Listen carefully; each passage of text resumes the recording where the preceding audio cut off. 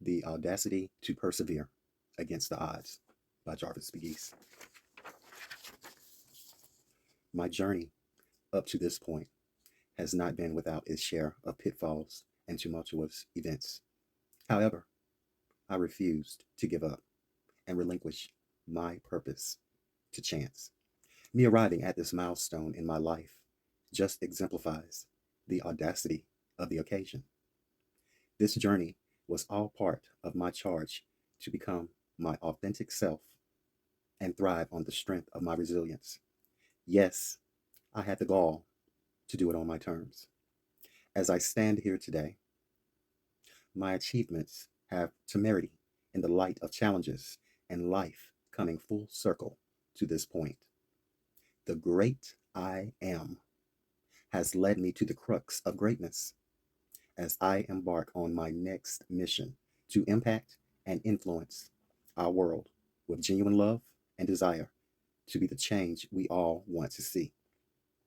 During my structured learning experiences, I revisited traumatic memories and life choices that almost kept me from attaining this distinction. Along the way, I had to get myself more organized. It was a challenge to limit my multitasking desires and realize it was not serving the purpose I thought it would. Switch tasking was stealing my progress, and I explored limiting my gathering points in my day to day activities to get my life in order. In these activities, I found solace that ensured I would sustain my momentum and not succumb to the pressures of family and society. This experience was an actual test of my grit to overcome and exemplified my desire to stay consistent, genuine, and curious as I progress within my curriculum.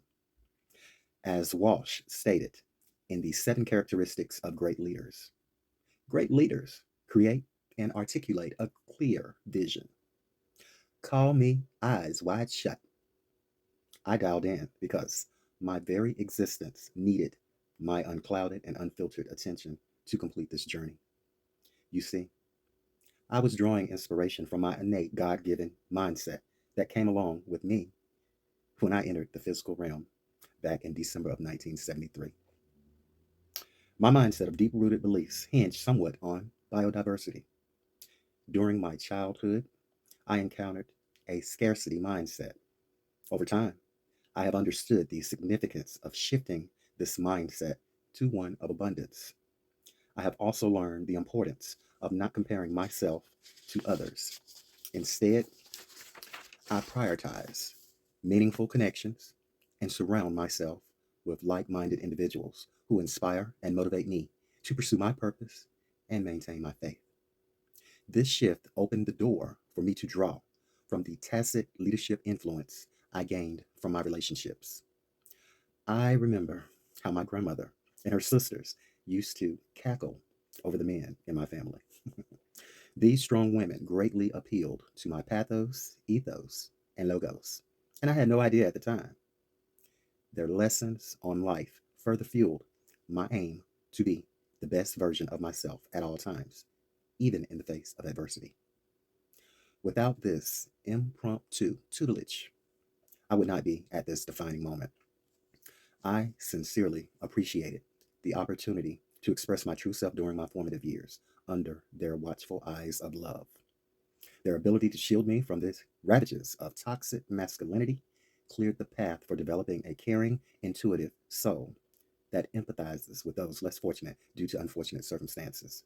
Let your heart lead you to your purpose, one of the many affirmations I tell myself daily. As Miller stated about the definition of leadership, it's the practice of positive influence, she said. Being a leader is practicing the art of influence. This fact is the poetry in motion of the path I have chosen to get here today. My grandma had the nerve to be a showstopper.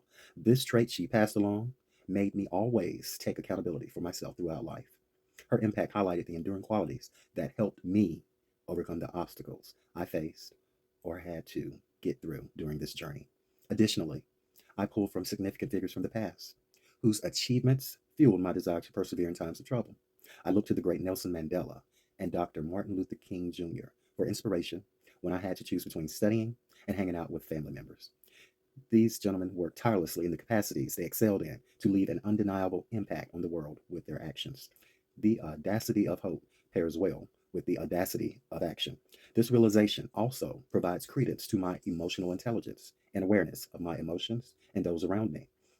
At the onset of this journey, I determined that I would not allow fear to hinder my progress. I embraced these figures because they modeled exerting influence ethically. They had honest and transparent motives for their actions.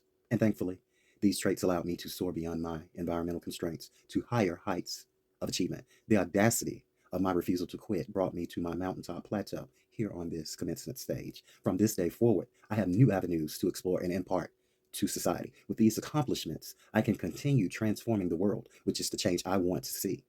Thank you, CSU Global, for providing the platform for me to extend my wings and embrace the uncertainties of chance. I am now a transformational leader capable of motivating and inspiring followers and directing positive societal change. What a difference having the audacity to act can have on a true believer who perseveres against all odds, even in times of turmoil. Grandma, we did it. I had the nerve to do it. What I set out to do with your blessing. I am going forward with action plans and aspirations. I will light the way for others and build bridges to bridge the gaps in our family and the world. I will envision a better tomorrow and be a doer to keep the momentum as I approach greatness. The audacity of hope still lives through me. Praise God for his blessing. Thank you.